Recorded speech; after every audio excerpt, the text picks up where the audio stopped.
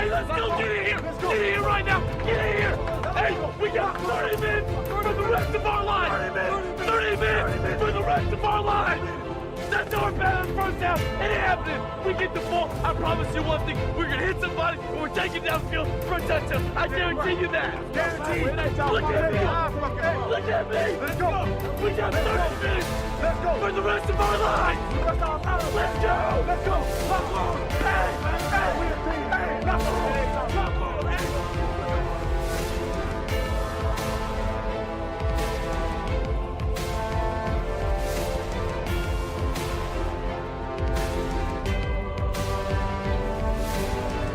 Welcome, everybody, to another episode of DC Sports Daily. This is your host, Corey Thesson, alongside my buddy Jack Maestri. Hey, welcome to the podcast.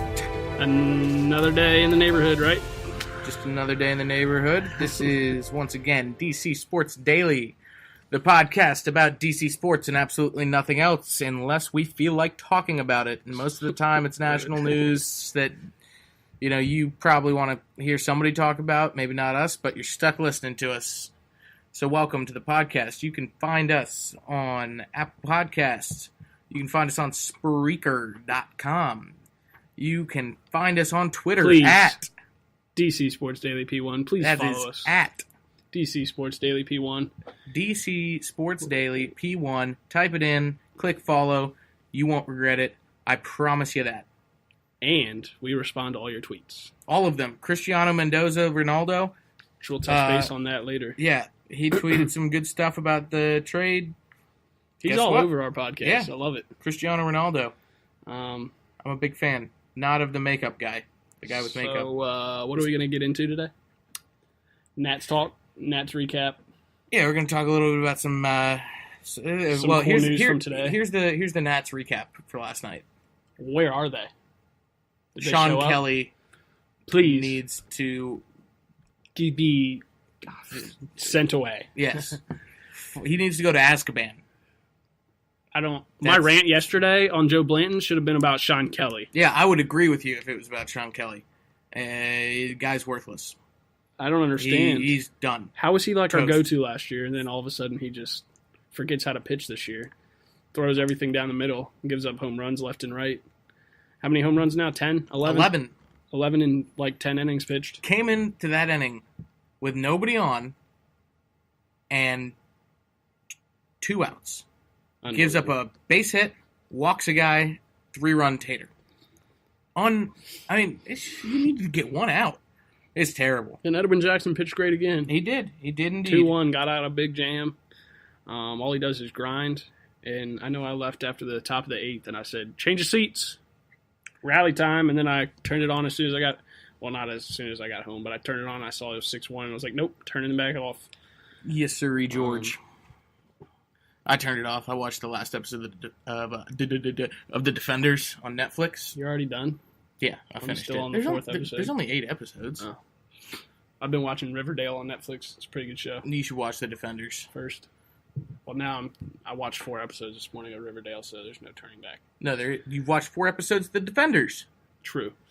But I haven't watched it. Binged it. Good duo. Wait, duo? Duo? Duel. Duel? Pitching duel between Dallas Keuchel. Whatever. Against Strasburg. 11-2. Keuchel versus Strasburg, who is 10. Now that we've said so many different names for Keuchel, I don't even know his name. Strasburg's 10-4. Just call him DK. They're both just coming off the DL. Well, Keuchel. You got it right. Okay, Keuchel has been. I think he came back 3 starts ago. Yeah. 3 or 4 starts ago, and he's got a .66 ERA since he came back. So it should be a tough one, especially with the way our lineup's going. Strasburg pitched pretty well against the Padres last start. Should be interesting to watch. It should be very interesting to watch. Ooh, Danny Rouillet had a point today. He's confused. I mean, he knows we're all injured, a lot of our big names. But we still have Murph, Zim, Rendon, Wieters, and he's confused as to why we're still scuffling at the plate. But I tweeted him from our podcast Twitter and said the point I tried to make was before when we had our full lineup, if one guy got cold, there was somebody else to pick him up.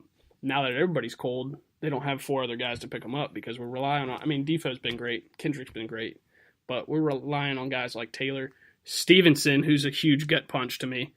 Yeah, I don't like him anymore. Diazza had one quality game a couple games ago. I think he won us the game or whatever. Stevenson's one purpose on this team is nothing. Was to play defense. And he cannot. And he can't even do that now. Please don't hit him a line drive in right field.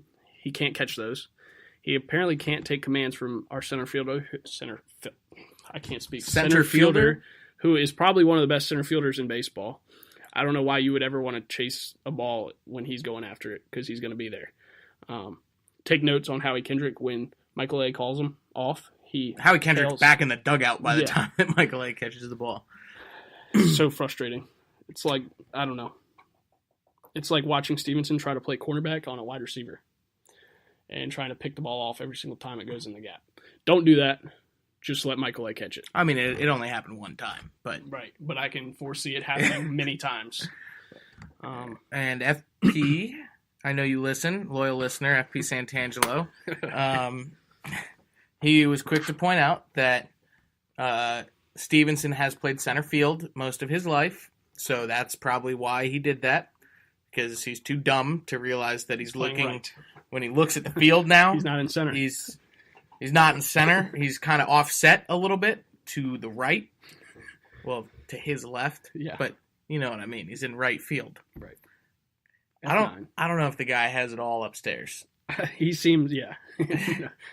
I don't know. I've never seen him really make a good decision. And then there was a hit, I think, to center field, and he tried to read it like it was going to be caught, and it was clear single, and he made it to third, and he never scored yesterday. Oh, my God. Oh, and then over and over yesterday, and apparently his hometown is Houston, so he was really showing out for his family. Yeah, and then he almost got picked off like 5 times, but he wasn't even trying to steal. I know. Like he didn't have a lean or anything. He just took his regular lead.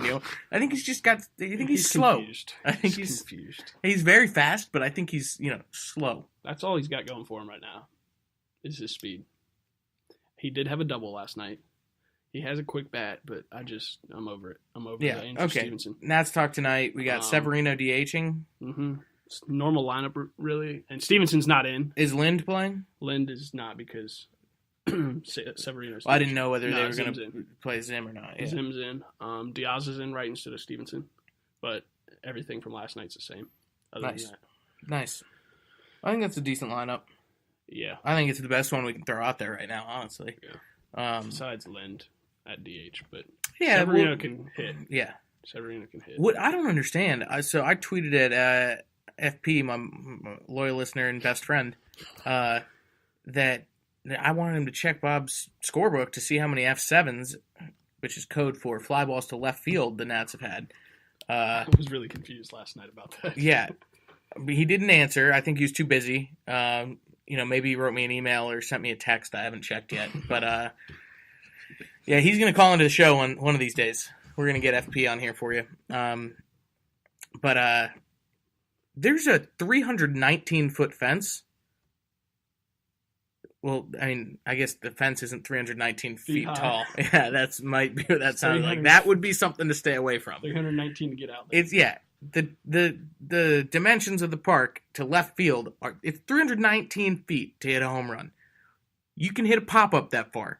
Most of our guys can bunt the ball that far. Like, get pull happy for once. Yeah, everybody's going up there. Like Howie Kendrick last night was going up there with a right field approach. He was fighting off inside fastballs. You can't change Kendrick's approach, though. But he pulls the ball. I don't understand. Like, almost hit it. And Rendon has the fastest hands in the West. He is, yeah. Like, he's the only guy that should be pulling the ball always. I mean, and Zim. How many times have they pulled it out at Nats Park and it's deep? And Murphy likes going oppo, taco. All of a sudden. And,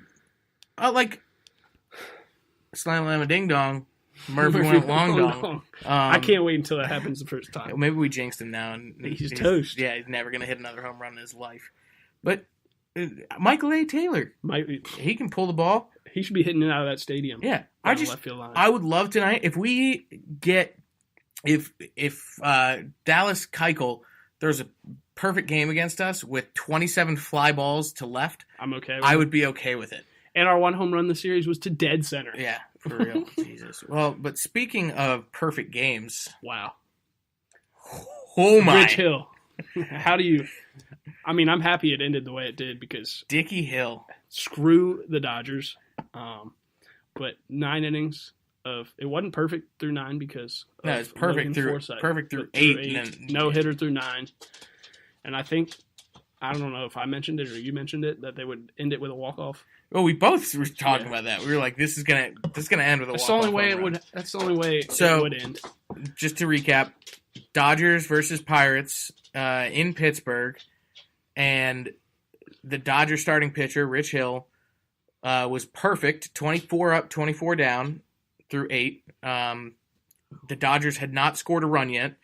That's crazy. They didn't score him a run in the top of the 9th, so even if he kept the perfect game through 9, it still would have gone to extras.